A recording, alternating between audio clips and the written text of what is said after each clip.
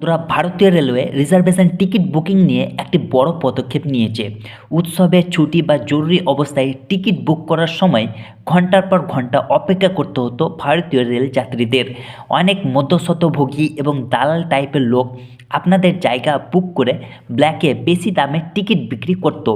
ভারতীয় রেলওয়ে এই সমস্যার সমাধান বের করেছে। রেলগাড়ির রিজার্ভ টিকিট বুকিংয়ে দালালদের দাপট কমাতে ভারতীয় রেলওয়ে একটি গুরুত্বপূর্ণ পদক্ষেপ নিয়েছে। এখন আধার ভেরিফাইড আইআরসিটিসি অ্যাকাউন্টধারী যাত্রীরা ট্রেনের টিকিট বুক করার জন্য বেশি সময় পাবেন।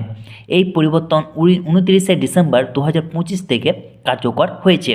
তো বন্ধুরা, নতুন নিয়মগুলি কী কী আমি এক এক করে বিস্তারিতভাবে জানাবো, তাই আপনারা ভিডিওটি শেষ পর্যন্ত দেখবেন এবং চ্যানেলটিকে অবশ্যই সাবস্ক্রাইব করবেন।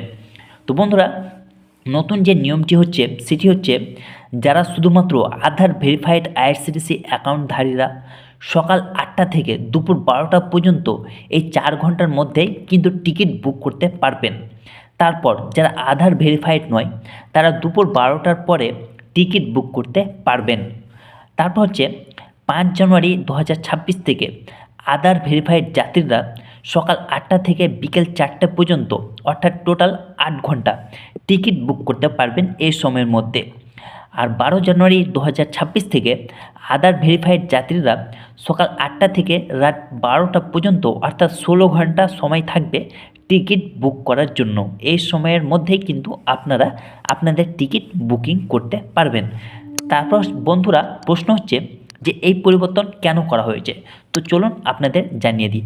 দেখুন বন্ধুরা, ভারতীয় রেলওয়ের মতে এই পদক্ষেপ যাত্রীদের, বিশেষ করে অ্যাডভান্স রিজার্ভেশন পিরিয়ডের সময় অর্থাৎ আরএসি প্রথম দিনে টিকিট বুক করতে যান তাদের জন্য উপকারী হবে।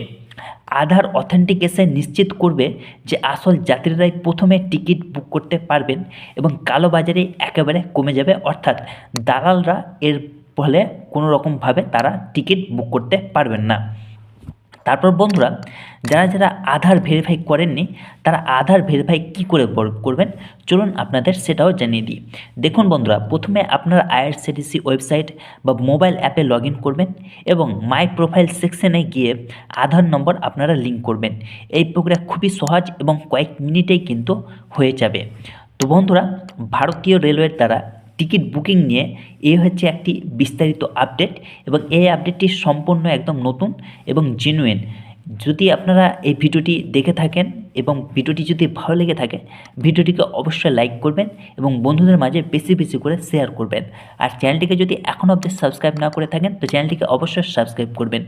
ভালো থাকুন, সুস্থ থাকুন, আবার দেখা হবে নতুন এক টপিকে, নতুন এক বিষয়ে।